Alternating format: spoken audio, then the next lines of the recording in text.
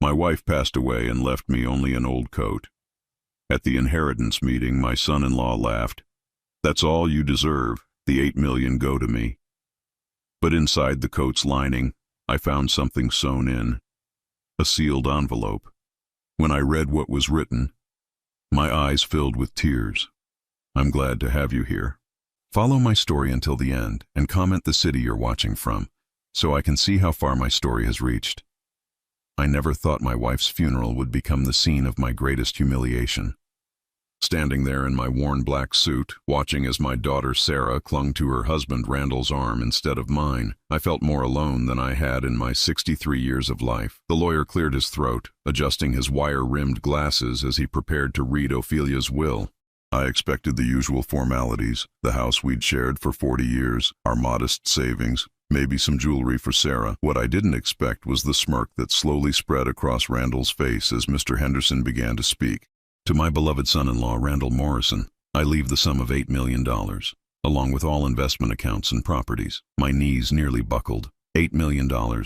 I had no idea Ophelia had that kind of money. Where had it come from? When had she accumulated such wealth without telling me, her husband of 4 decades? And to my husband, Levi, the lawyer continued, his voice growing uncomfortably quiet, I leave my old winter coat, with hopes that it will keep him warm in the years to come.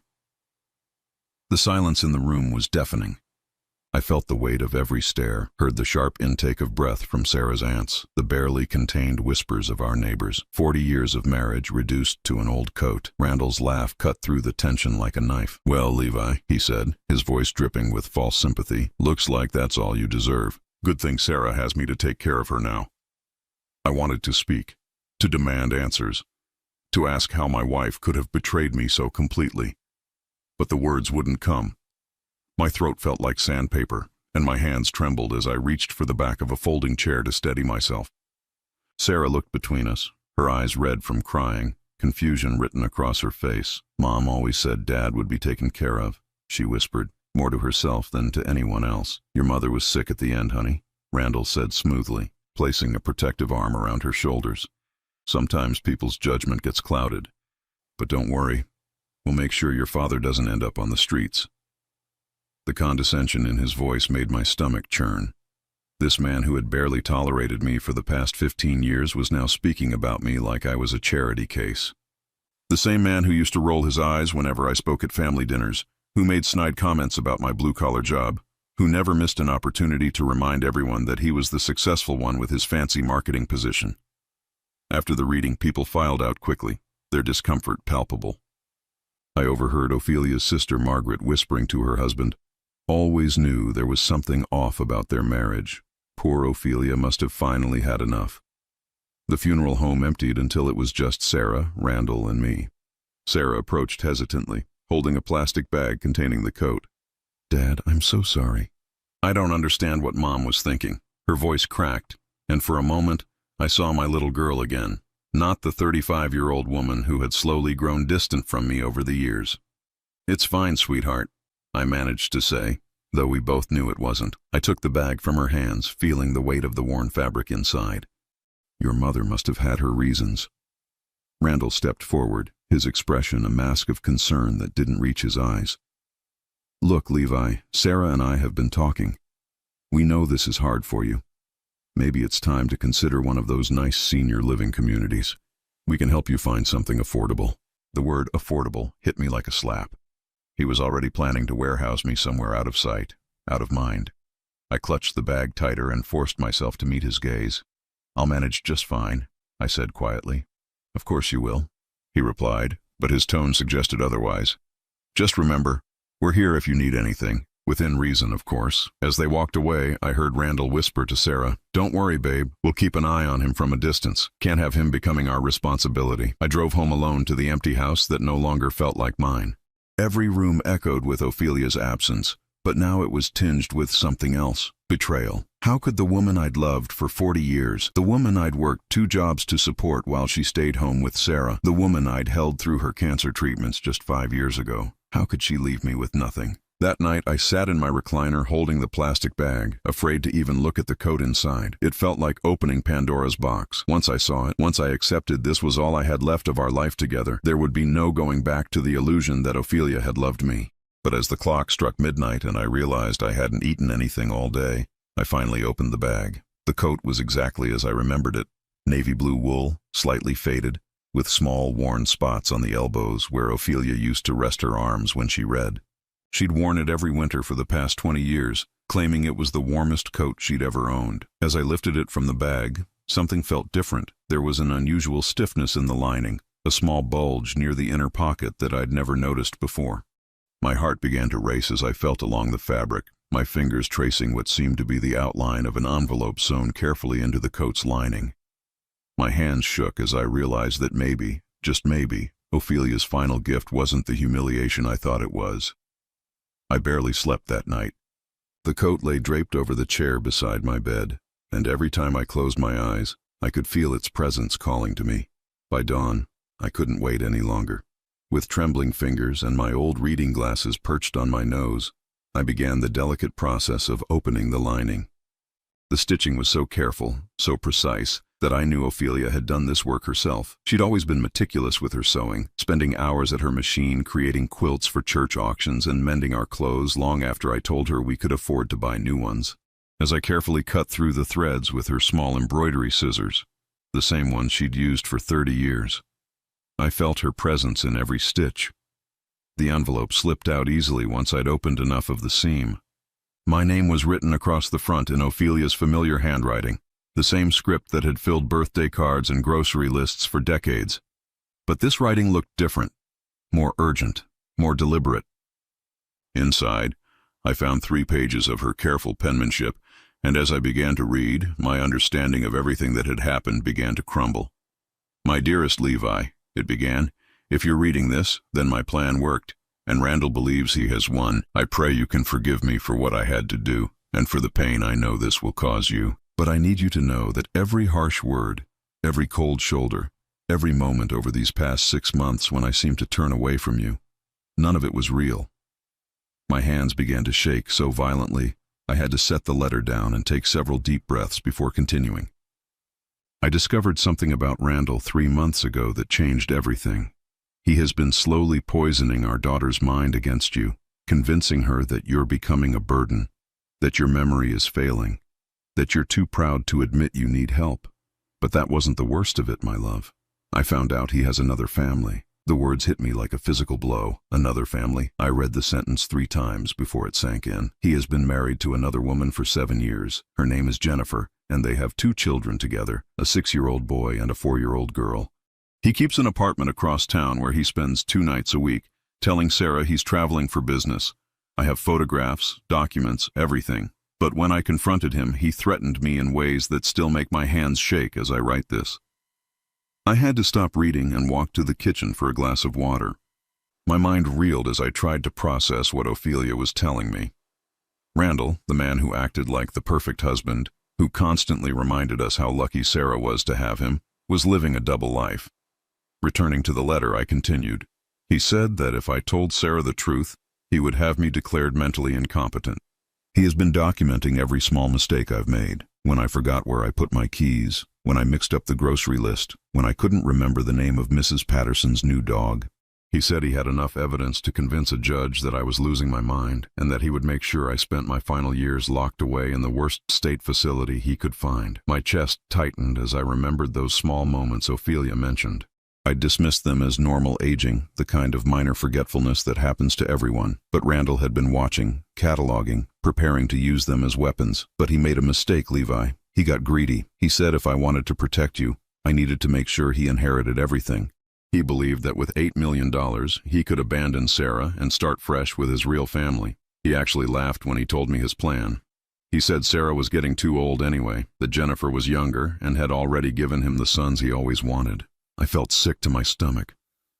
My daughter, my beautiful, kind-hearted daughter, was married to a monster who was planning to destroy her life for money. The letter continued. "I knew I had to protect both you and Sarah, but I also knew that if I simply told the truth, he would follow through on his threats.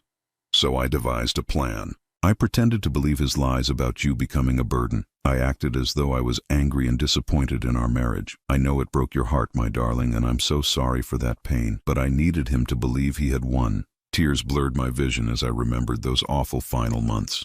The way Ophelia had started speaking to me with barely concealed irritation, the way she'd brush off my attempts at affection, the way she'd sided with Randall whenever he made his cutting remarks about my age or my old-fashioned ways. I'd thought I was losing her to resentment and bitterness. Instead, she'd been protecting me. "The $8 million is real," the letter continued, "but it's not mine to give away. I've been managing your father's investment account since he passed, and through careful management over the past 15 years, they've grown substantially. The money legally belongs to you, not me. By leaving it to Randall in the will, I've given him enough rope to hang himself." I had to read that paragraph twice. My father had left a small inheritance, maybe $50,000, when he died 15 years ago. Ophelia had insisted on managing it, saying she enjoyed learning about investments. I'd trusted her completely, never asking questions, never looking at the statements she filed away so carefully. "Here's what I need you to do," the letter concluded. "In our bedroom, behind the loose baseboard under the window, you'll find a manila envelope. Inside are copies of all the legal documents proving the money is yours, along with photographs and evidence of Randall's second family. There's also a tape recorder. He doesn't know I've been recording our conversations for the past 2 months. His own words will convict him." The letter ended with the words that broke my heart and mended it at the same time. "I have loved you every day for 40 years, Levi Morrison.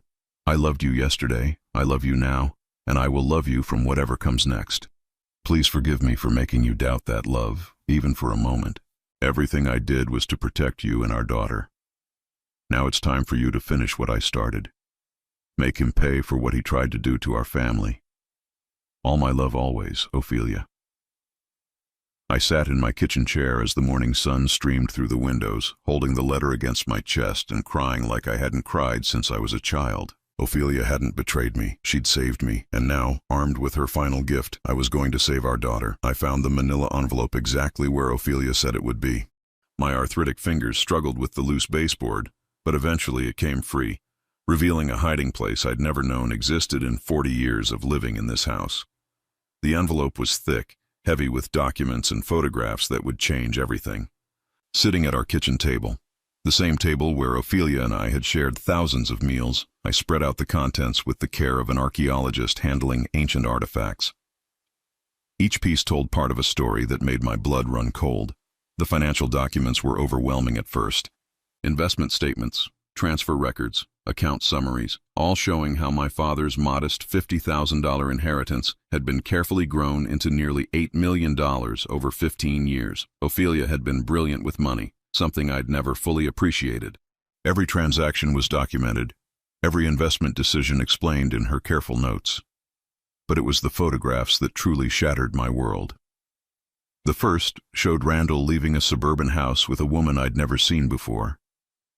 She was younger than Sarah, maybe late 20s, with blonde hair and a warm smile as she kissed Randall goodbye. 2 small children played in the yard behind them, a boy who looked exactly like Randall, and a little girl with his same dark eyes. More photos followed.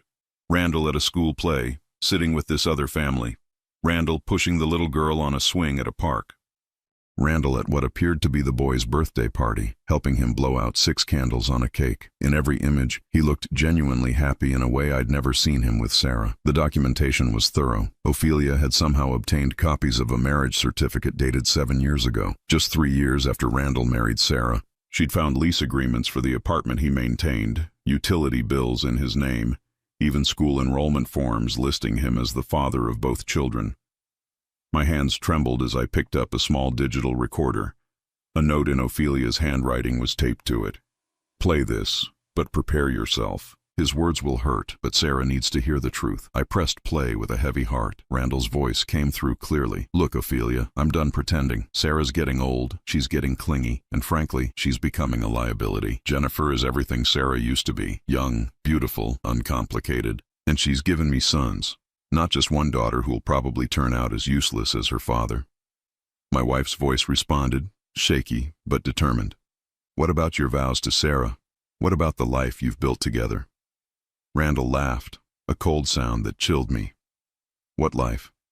Living in this boring suburb, pretending to care about her little teaching job, listening to her talk about having more kids when I already have the family I want with Jennifer. The only reason I stayed this long was because I knew there was money in this family eventually. And now, with you helping me get it, I can finally be free. And Levi? Ophelia asked. That old man has been dead weight for years. Sarah's too sentimental to see it, but he's just taking up space. Once I get the inheritance, I'll convince her to put him in a home. Hell, maybe I'll even help him along with a little accident.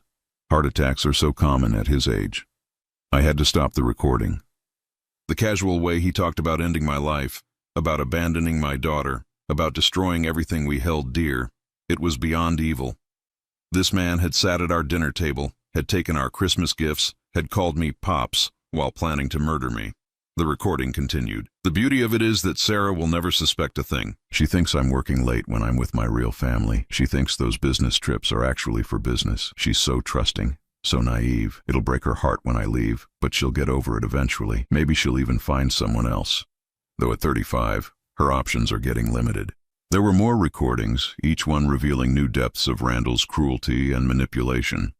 In one, he talked about how he'd been slowly poisoning Sarah's relationship with me, making comments about my age and declining abilities until she began to see me as a burden rather than her father. In another, he detailed his plans to use the inheritance money to start over with Jennifer, maybe move to California where no one knew about his first family. But the most devastating recording was the last one, where Ophelia confronted him directly about his threats against me. "You can't be serious about hurting Levi," she said. "I'm dead serious," Randall replied. "That old fool is standing between me and $8 million. If making it look like an accident is what it takes, then that's what I'll do. A fall down the stairs, a gas leak, maybe just the wrong medication mixed into his evening pills. Who's going to question it? He's 63. He's been under stress since you got sick. And everyone knows how these things happen to elderly men who live alone." My wife's voice was barely a whisper. "You're talking about murder. I'm talking about problem solving. And if you try to stop me, if you try to warn him or tell Sarah the truth, I'll have you declared incompetent so fast your head will spin. I've been documenting every little mistake you've made since the chemo. Memory problems, confusion, behavioral changes. It's all there. A judge will believe that cancer treatment affected your mind, and I'll be granted power of attorney over both you and Levi. Then you'll both disappear into the state care system, and Sarah will thank me for taking such good care of her aging parents." The recording ended there, but I could hear my wife crying softly in the background. She'd face this monster alone, knowing that one wrong move would doom both of us to whatever twisted fate he'd planned. I sat in the growing darkness of my kitchen, surrounded by the evidence of my son-in-law's betrayal, and felt something I hadn't experienced in decades: pure, righteous anger. This man had stolen 15 years of my daughter's life. He'd terrorized my dying wife. He'd planned to murder me for money that wasn't even his to claim. But Ophelia had been smarter than him. She'd played along with his demands while secretly documenting everything. She'd made him believe he'd won while carefully constructing his downfall. And now, armed with her evidence and her love, I was going to finish what she'd started. The phone rang, startling me from my thoughts. Sarah's number appeared on the caller ID. "Hi, Dad." Her voice sounded strained. "I just wanted to check on you. Are you doing okay with everything?" For a moment, I almost told her everything right then. But I remembered Ophelia's careful planning, her warnings about how Randall might react if cornered. My daughter was still in danger, still living with a man who'd planned to abandon her after stealing millions of dollars. "I'm managing, sweetheart," I said carefully. "Just taking things one day at a time." "Good," she said, but I could hear the uncertainty in her voice. "Dad, I need to ask you something. Randall thinks maybe we should talk about your living situation. He's worried about you being alone in that big house." My jaw clenched. He was already starting phase 2 of his plan, using my grief and isolation to convince Sarah I needed to be warehoused somewhere. "I appreciate the concern," I said evenly, "but I'm not ready to make any big changes yet. I need some time to process everything." There was a pause, then Randall's voice in the background. "Tell him we're here to help him make the right decision." The casual arrogance in his tone made my blood boil, but I kept my voice steady. "Tell Randall I said thank you for the offer, but I can take care of myself." After hanging up, I looked at the evidence spread across my table. Tomorrow, I would begin the process of destroying the man who'd tried to destroy my family. But tonight, I would mourn the wife who'd loved me enough to sacrifice everything to protect me, and I would prepare for the war she'd started in the shadows of her final days. I spent the next 3 days meticulously studying every piece of evidence Ophelia had gathered, memorizing details and planning my approach. But what I discovered on the 4th day changed everything I thought I knew about my wife's final months. Hidden beneath all the other documents was a small leather journal I'd initially overlooked. Inside, Ophelia had documented not just Randall's threats and schemes, but her own brilliant counter-strategy. Reading her careful notes, I realized that everything, even her apparent betrayal of me in the will, had been calculated to give Randall exactly what he needed to destroy himself. Day 62. One entry read, "Randall is getting impatient. He keeps asking when I'll change the will. I told him I need more time to make it look natural, that sudden changes might raise suspicions with the lawyer. The truth is, I need more time to document his threats. Each conversation gives me more evidence of his true intentions." Another entry made my breath catch. Day 78. I caught Randall going through Levi's medicine cabinet today. He claimed he was looking for aspirin, but I saw him examining Levi's heart medication. Tonight, I'm moving all of Levi's pills to a lockbox in our bedroom. I won't give this monster the chance to hurt my husband. My wife had been protecting me in ways I'd never even realized. While I'd been nursing hurt feelings over her cold behavior, she'd been standing guard over my life every single day. But it was the final entry that revealed the true genius of her plan. Day 91. Tomorrow I'll sign the fake will that leaves everything to Randall. Mr. Henderson thinks I'm making a terrible mistake, but I've sworn him to secrecy about the real will that's locked in our safety deposit box, the one that leaves everything to Levi as it should be. Randall believes the fake will makes him rich, but it actually makes him a thief. The moment he tries to claim money that legally belongs to Levi, he'll be committing fraud, and with all the evidence I've gathered about his bigamy and his threats against us, he'll go to prison for a very long time. I sat back in amazement. Ophelia hadn't just protected me. She'd created an elaborate trap that would spring shut the moment Randall made his move. The $8 million he thought he'd inherited didn't legally belong to him, making any attempt to access it a federal crime, and she'd documented every step of his plan to steal it. The phone rang, interrupting my thoughts. Sarah's number again. "Dad, I need to talk to you." Her voice sounded different, strained and worried. "Can I come over? Alone?" Something in her tone made my pulse quicken. "Of course, sweetheart. Is everything okay? I'll be there in 20 minutes, and Dad, don't tell Randall I called." After she hung up, I quickly gathered all the evidence and locked it safely away. If Sarah was coming alone, if she was asking me to keep secrets from her husband, then maybe Ophelia's plan was already working. Sarah arrived looking haggard, dark circles under her eyes and her hair pulled back in a messy ponytail. She'd always been meticulous about her appearance, just like her mother, so seeing her this disheveled worried me. "Dad," she said as soon as I closed the door behind her, "I need to ask you something, and I need you to tell me the truth. Has Randall ever said anything to you about my mother's mental state before she died?" I chose my words carefully. "What kind of things?" "He keeps telling me that Mom was confused in her final months, that she wasn't thinking clearly when she made her will. He says that's why she left you almost nothing, because she was too sick to understand what she was doing." Sarah's voice cracked. "But Dad, I was with Mom almost every day, and she seemed perfectly lucid to me. Sharp as ever, just tired from the treatments." This was it, the opening Ophelia had predicted. In her journal, she'd written, "Sarah will start to question things once Randall begins claiming I was mentally incompetent. My daughter knows me too well to believe I would abandon Levi without a very good reason. Your mother was many things in her final months," I said carefully, "but confused wasn't one of them. If anything, she seemed more focused than ever, like she was trying to accomplish something important." Sarah nodded, tears forming in her eyes. "That's what I thought too. But Randall keeps insisting she wasn't herself, and now he's pushing me to help him access the inheritance money immediately. He says we shouldn't wait for probate to be finalized, that there are ways to get emergency access to the funds." My heart pounded.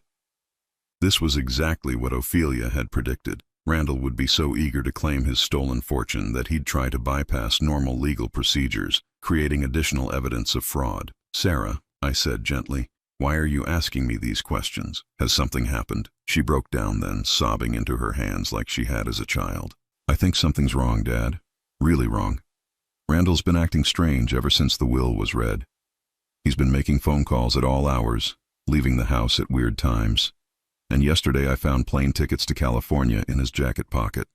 When I asked him about them, he said they were for a business trip he'd forgotten to mention. Maybe it really is business, I suggested, though we both knew that wasn't what she believed. That's what I thought too, until I saw the names on the tickets. There were 4 tickets, Dad. 4. 2 adult tickets in Randall's name and someone called Jennifer Morrison, and 2 children's tickets for kids named Marcus and Emma Morrison. The room fell silent except for Sarah's quiet crying. She discovered Randall's second family on her own, just as Ophelia had known she would. My wife had understood that Sarah was too smart, too observant to be fooled forever. "Sarah," I said softly, "what do you think those tickets mean?" She looked up at me with red, swollen eyes. "I think my husband has another family. I think he's been lying to me for years. And I think Mom knew about it." I felt a surge of pride in my daughter's intelligence and strength. Even in her pain, she was putting the pieces together just as her mother had hoped she would. "What are you going to do?" I asked. "I don't know," she whispered. "If I confront him, what if I'm wrong? What if there's some explanation? But if I'm right," she trailed off, unable to voice the implications. I wanted to tell her everything right then, to show her all of Ophelia's evidence and spare her any more pain. But I remembered my wife's warnings about Randall's dangerous nature when cornered. Sarah needed to discover the truth gradually, safely, in a way that wouldn't put her in danger. "Maybe you should talk to someone," I suggested. "A professional, someone who could help you figure out what these signs mean." She nodded slowly. "I've already called a private investigator. He's going to look into those names on the tickets, see if there's a connection to Randall. That's smart, sweetheart. Very smart." As she prepared to leave, Sarah turned back to me. "Dad, I'm sorry about the will, about Mom leaving you so little. It doesn't make sense to me, and if I find out that Randall somehow influenced her decision." She left the thread unfinished, but her meaning was clear. After she left, I sat in my living room feeling a complex mixture of emotions. Grief for Ophelia, who had died carrying the weight of Randall's threats alone. Pride in Sarah, who was showing the same strength and intelligence that had made me fall in love with her mother. And anticipation, because I could feel the walls closing in around Randall. He had no idea that his careful plans were unraveling, that his victims were fighting back, or that his greatest threat wasn't the elderly man he'd planned to murder, but the dying woman who had outmaneuvered him at every turn. The trap was closing, just as Ophelia had designed it, and soon, very soon, Randall Morrison would discover that underestimating the women in my family had been the biggest mistake of his life. The private investigator Sarah hired worked faster than either of us expected. Within a week, she had a thick folder of evidence proving what we already suspected. Randall had been living a double life for 7 years. Jennifer Morrison wasn't just his mistress, she was his legal wife, making his marriage to Sarah a complete fraud. Sarah called me on a Tuesday evening, her voice hollow with shock. "Dad, can you come over? I need to show you something, and I need you here when I confront Randall." I arrived at their house, the house I'd helped them buy 15 years ago with money from my savings, to find Sarah sitting at her kitchen table surrounded by photographs and documents. She looked like she'd aged 10 years in the past week. "Look at this," she said, sliding a marriage certificate across the table. "Randall married Jennifer Morrison 2 months before he married me. Dad, I'm not even his real wife. Our entire marriage has been a lie." I sat down heavily beside her, pretending to see the documents for the first time. The private investigator had been thorough. There were photos of Randall's second home, school records for his children, even evidence of joint bank accounts he maintained with Jennifer. "There's more," Sarah continued, her voice breaking. "He's been supporting them financially for years. The money he told me he was investing for our future, he's been spending it on another family. We're broke, Dad. The house is mortgaged to the hilt, our savings are gone, and meanwhile he's been planning to abandon me with $8 million from Mom's will." Before I could respond, we heard the front door open. Randall's voice called out cheerfully, "Sarah, honey, I'm home." "Sorry I'm late. Client meeting ran over." Sarah and I exchanged glances. She took a deep breath and called back, "We're in the kitchen, Randall. My father's here." He walked in still wearing his fake smile, but I saw it falter when he noticed the documents spread across the table. His eyes darted from Sarah's tear-stained face to the marriage certificate lying in plain view, and I watched as his mask of deceit finally slipped. "What's all this?" he asked, his voice tight. Sarah stood up slowly, holding the marriage certificate. "This is your real marriage certificate, Randall. The one to Jennifer Morrison, dated 2 months before you married me." The color drained from his face. For a moment he said nothing, and I could almost see his mind racing as he tried to find a way out of the trap closing around him. "Sarah, I can explain," he started, but she cut him off. "Explain what? Explain how you've been married to another woman for 7 years? Explain how Marcus and Emma Morrison are your children? Explain how you've been stealing from us to support another family while planning to abandon me with my mother's money?" His expression shifted then, the pretense of caring dropping away entirely. The man who emerged was cold, calculating, the same man whose voice I'd heard on Ophelia's recordings planning my murder. "Fine," he said, straightening his shoulders. "You want the truth? Here it is. Yes, I'm married to Jennifer. Yes, those are my children. And yes, I've been planning to leave you for years. The only reason I stayed this long was because I knew there was money coming eventually." Sarah gasped, but I felt a surge of satisfaction. He was confessing everything, just as Ophelia had predicted he would when cornered. "You're sick," Sarah whispered. Randall laughed, a sound devoid of any warmth. "I'm practical. You're 35, Sarah. You're not getting any younger, any prettier, any more interesting. Jennifer is 28. She's given me sons, and she doesn't bore me with constant talk about having more children or buying a bigger house." Each word was designed to wound, and I saw Sarah flinch with every cruel syllable. But she stood her ground, stronger than he'd given her credit for. "Get out," she said quietly. "Oh, I'm leaving," Randall replied. "But I'm taking what's mine first. That $8 million your mother left me. I've already started the paperwork to claim it. By tomorrow, I'll have access to the accounts, and by next week, I'll be in California, starting my real life with my real family." This was the moment I'd been waiting for. I stood up slowly, feeling every one of my 63 years, but also feeling the strength that comes from righteous anger. "Actually, Randall," I said quietly, "you won't be taking anything." He turned to me with contempt. "Stay out of this, old man.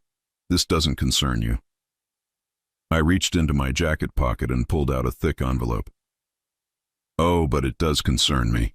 You see, that $8 million was never Ophelia's to give away. It was mine." His confident expression flickered. "What are you talking about?" I opened the envelope and spread the real financial documents across the table. "These are the real investment records, Randall. The money came from my father's inheritance, which Ophelia managed for me over the past 15 years. She never owned it. She just grew it. Every dollar legally belongs to me." His face went white as he stared at the documents. "That's impossible. The will clearly states, the will you saw was fake," I continued. "Ophelia knew you were pressuring her to leave everything to you, so she had our lawyer create a false document to satisfy you. The real will leaves everything to me, as it should." Sarah looked between us in confusion. "Dad, how did you know about the fake will?" I pulled out Ophelia's letter and handed it to her. "Your mother left me more than just an old coat, sweetheart. She left me the truth about everything." As Sarah read, her expression shifted from confusion to amazement to fury. When she finished, she looked at Randall with pure disgust. "You threatened to kill my father," she said, her voice deadly calm. "You planned to murder him for money that wasn't even yours to inherit." Randall's composure cracked completely.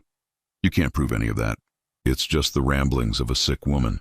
I pulled out the digital recorder. "Actually, we can prove it. Ophelia recorded every conversation you had with her over the past 2 months. Would you like to hear yourself planning my murder?" The blood drained from his face as I pressed play.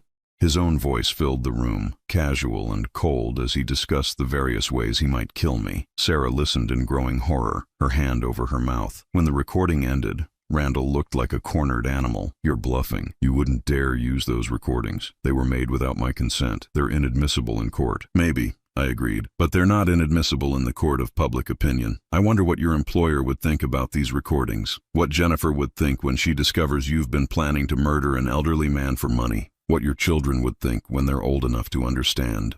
His jaw worked silently as he realized the trap he'd walked into. Every move he'd made, every threat he'd uttered, every cruel plan he'd hatched, all of it had been documented by a woman he'd underestimated. "You want to know the beautiful part?" I continued. "The moment you try to claim that inheritance, you'll be committing fraud. The money legally belongs to me, not you, so not only will you lose everything, you'll go to prison for trying to steal it." Sarah stood up and walked to the kitchen drawer, pulling out something I couldn't see. When she turned around, she was holding a set of keys. "These are the keys to your car," she said, tossing them at Randall's feet. Get out of my house. Get out of my life. And if you ever come near my father or me again, I'll make sure those recordings find their way to every person you care about." Randall looked between us, realizing he'd lost everything. The money, the respect, the carefully constructed lies that had supported his double life. All of it was crashing down around him.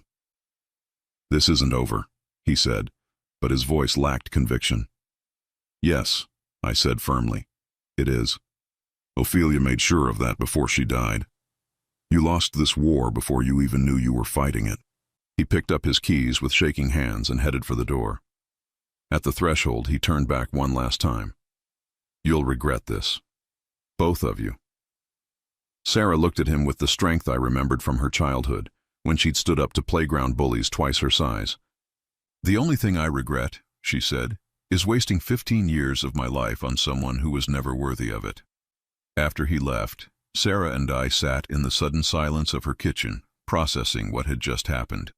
My daughter, my strong, intelligent daughter, had faced down the man who'd been destroying her life and emerged victorious. "Dad," she said finally, "I'm so sorry for not seeing what he was, for letting him treat you badly, for believing his lies about Mom." I reached over and took her hand. "You have nothing to apologize for, sweetheart. He fooled all of us for a long time. But your mother saw through him, and she made sure he'd pay for what he tried to do to our family." Outside, we heard Randall's car start and pull away. As the sound faded, I felt a weight lifting from my shoulders, a weight I'd been carrying since the day of Ophelia's funeral. My wife's final gift hadn't been betrayal or abandonment. It had been justice, served with the patience and precision that only a woman who'd loved us for 40 years could have managed. 6 months later, I stood in the garden behind our old house, the house that now truly belonged to Sarah and me, watching my daughter plant roses in the spot where Ophelia had always dreamed of having a flower garden. The legal battles were over. Randall's threats were empty memories, and for the first time since my wife's death, I felt at peace. The aftermath of that confrontation had unfolded exactly as Ophelia had predicted. Within days of Randall's departure, Sarah filed for divorce, and the private investigator's evidence made it an open and shut case. Randall's bigamy meant their marriage had never been legal, so there was no question of alimony or shared assets. He lost everything: the house, the savings he hadn't already stolen, and most importantly, any claim to respectability. His second family hadn't taken the revelations well either. When Jennifer discovered that Randall had been married to another woman for 15 years, that he'd been planning to abandon Sarah only after stealing $8 million, and that he'd threatened to murder an elderly man, she took their children and moved back to her parents in Oregon. The last we heard, she was seeking full custody and had forbidden Randall from seeing Marcus and Emma. His employer, a prestigious marketing firm that prided itself on ethical practices, terminated him immediately after the recordings became public. Apparently, planning to murder your wife's father for money violated their moral standards clause. He'd been forced to take a menial job in another state, far from both of the families he'd destroyed. But the most satisfying consequence came when he actually tried to claim the inheritance. Despite knowing it was fraud, despite knowing we had evidence of his crimes, his greed overcame his caution. He hired a shady lawyer and attempted to file legal papers claiming the $8 million. The moment those papers were submitted, federal prosecutors charged him with attempted fraud. He was currently serving 18 months in minimum security prison, which gave us all the time we needed to rebuild our lives without looking over our shoulders. "Dad," Sarah called from where she knelt among the rose bushes. "Come look at this." I walked over to find her holding a small metal box, tarnished with age. I found it buried right here, under what looks like an old rose bush. There's an inscription. She handed me the box, and I read the faded engraving. "For Levi, with all my love. Ophelia, 1983, our first wedding anniversary."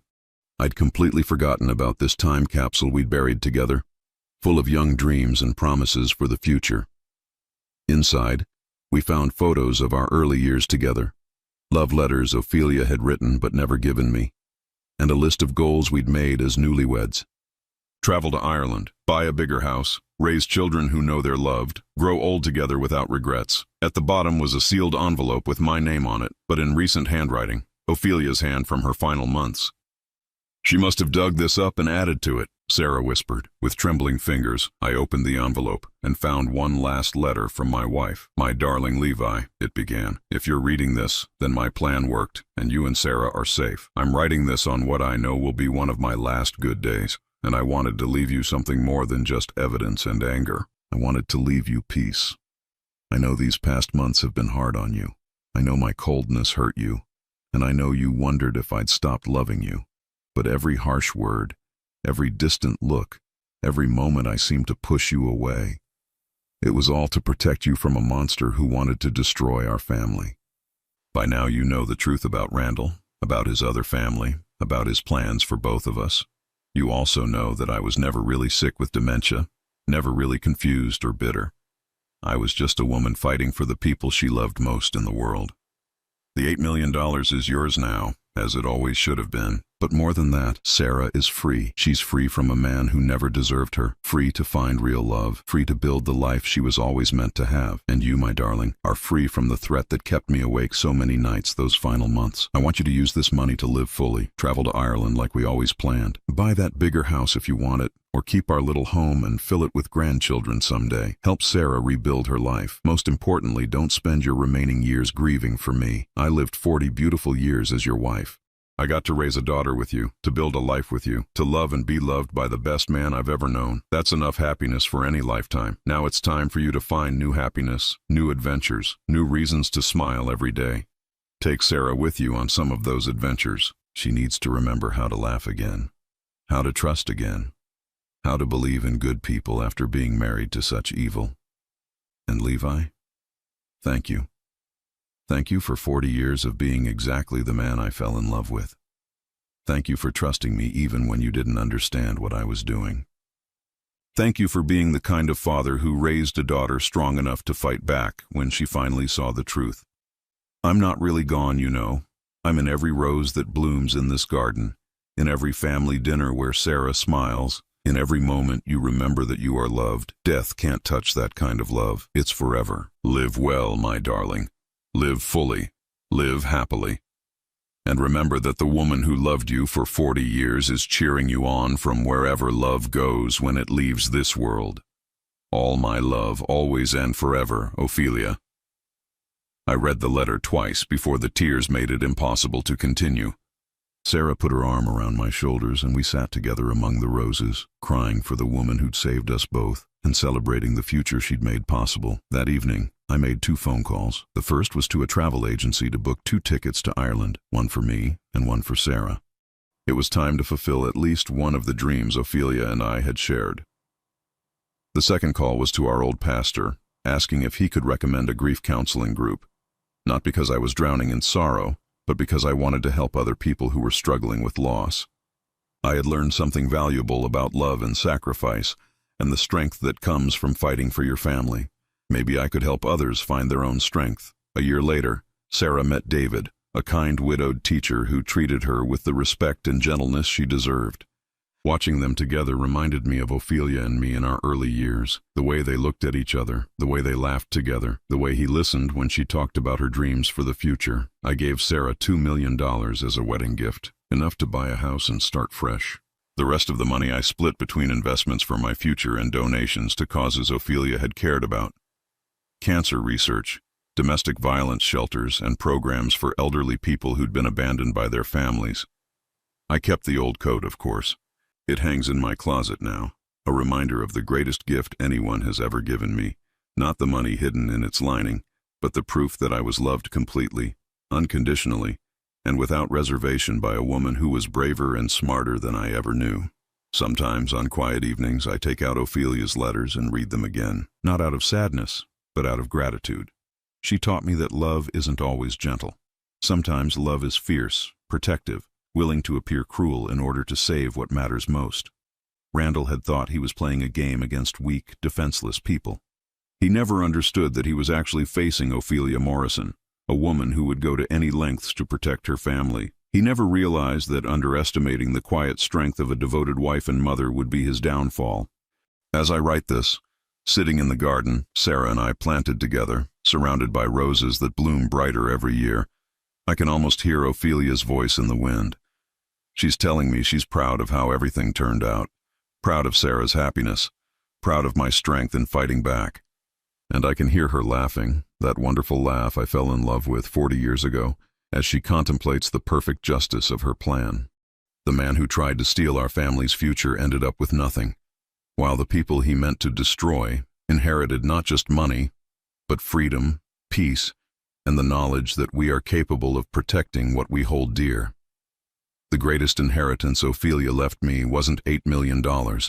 It was the understanding that real love never gives up, never stops fighting, and never ever surrenders to evil. That's a legacy worth more than any fortune, and it's one I'll carry with me for whatever years I have left. In the end, Randall was right about one thing.